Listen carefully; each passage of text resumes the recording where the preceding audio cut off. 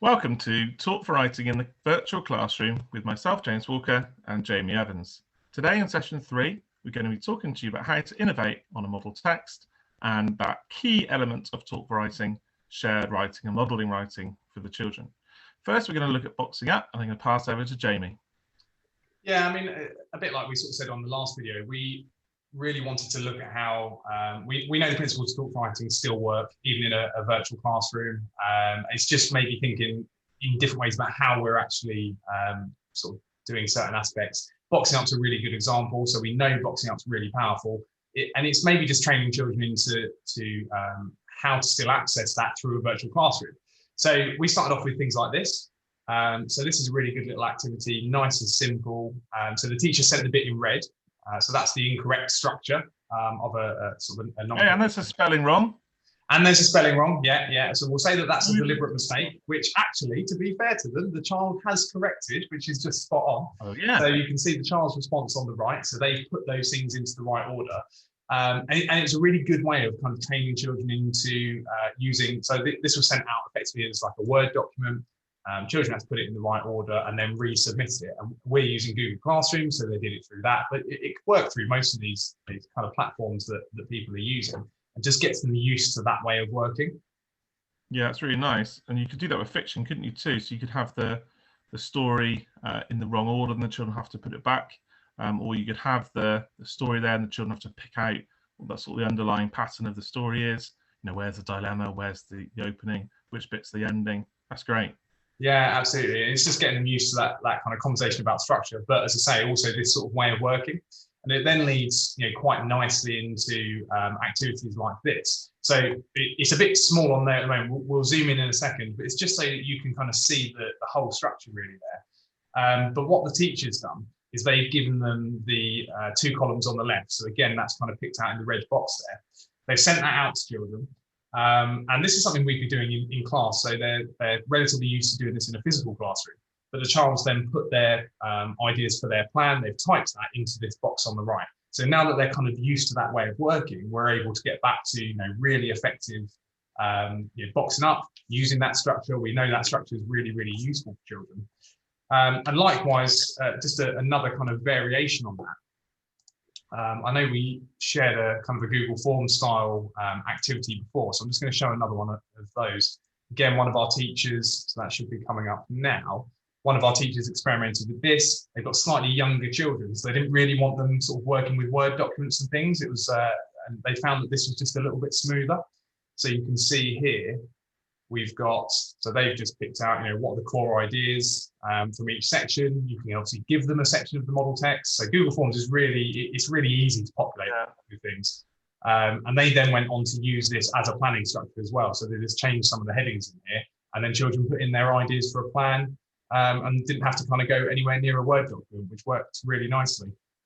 That's a great way of doing it. So you could even have a different structure, like a flashback or a time slip. Or probably more boxes, couldn't you? You could have 6 or 7 or 8 parts for the children to do. I like that, put ideas in there. Yeah, with things like devices as well. Google Forms works a lot better, and we've got some children that are trying to access live lessons on sort of mobile phones and things like that. So trying to work in some sort of Word document is actually quite challenging for them. Whereas something like this, Google Forms works really well on phones and things like that as well. So it's just worth bearing in mind. Great idea. Now, I'm going to take you, just going to come back to the PowerPoint. I'm just going to talk to you about shared writing. Now, I've come out of full screen just so I'm going to be able to type in a second. So clearly shared writing is modelling, the writing and the process and the technique, so much involved. And it's great in the classrooms. You've usually got your flip charts, you've got your children in talk partners, you might have a TA who's doing your word bank. It's a very interactive session.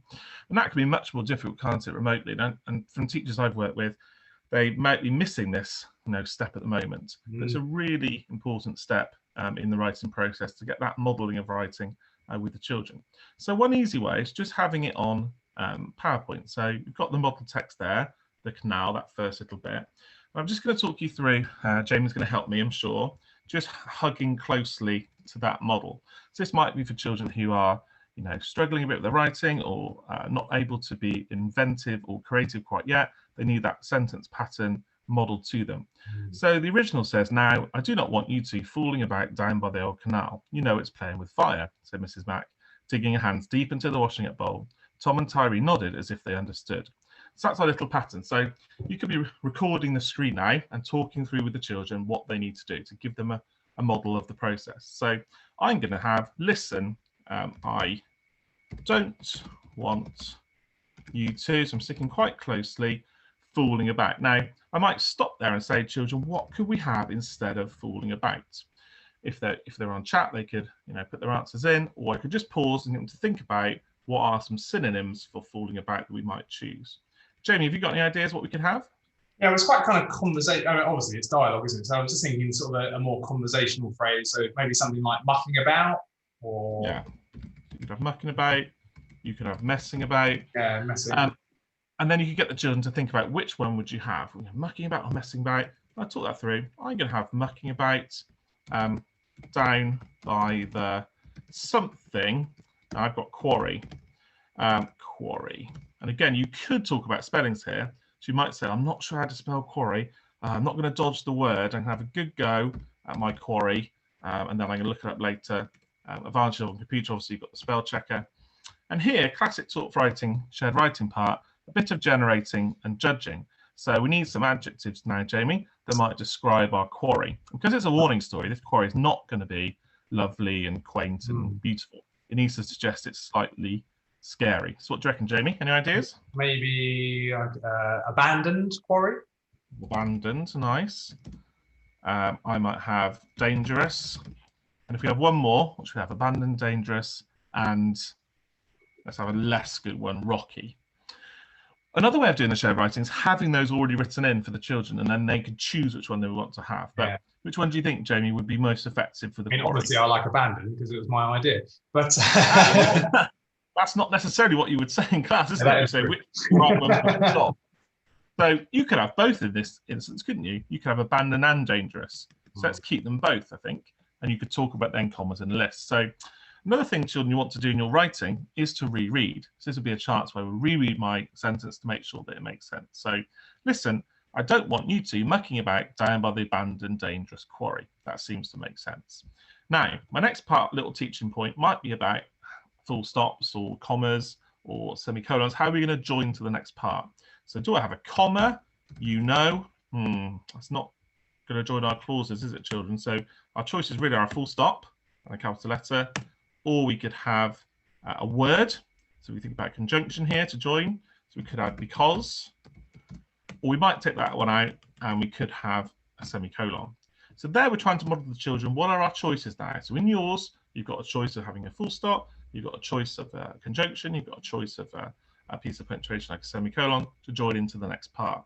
So the children can keep watching that part and having a go themselves and checking they've done the right thing. So as you can see, we're talking through our thought processes as a writer and trying to teach those teaching points to the children. Does that make sense, Jamie?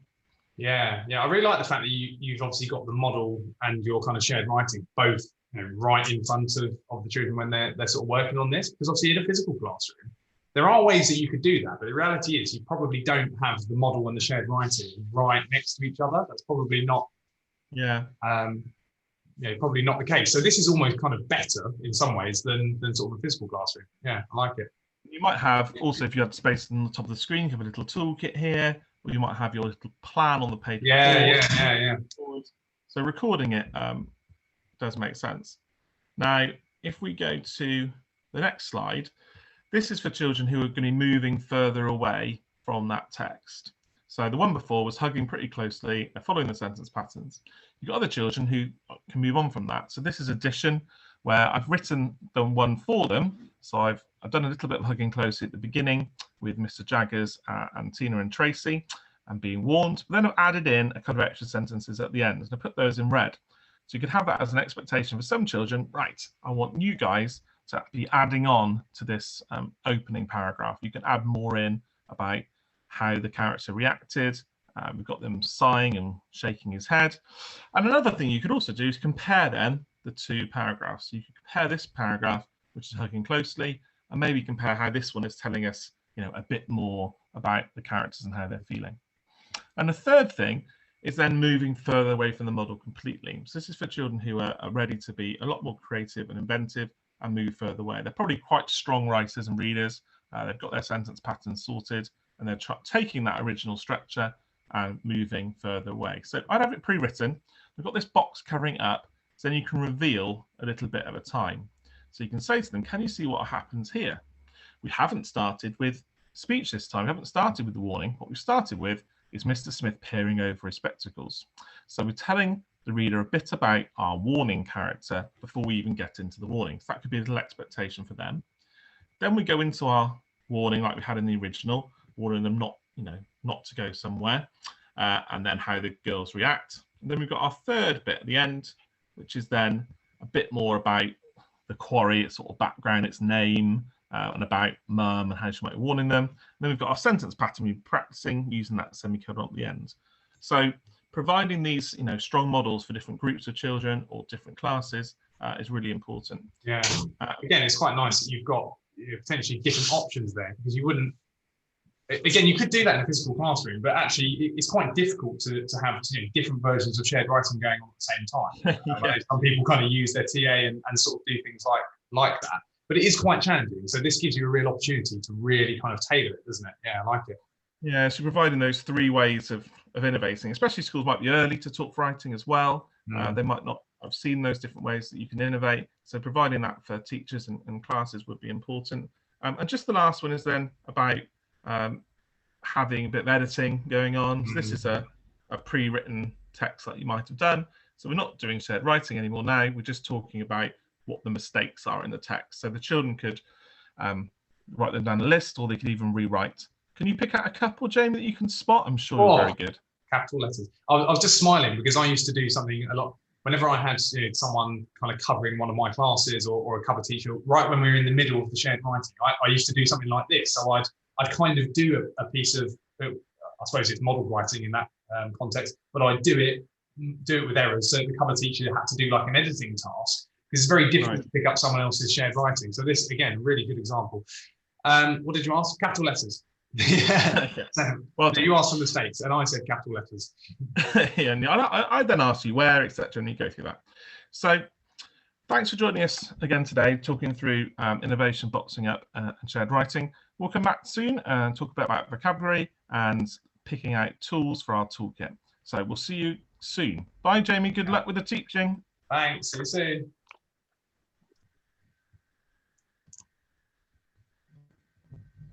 All good?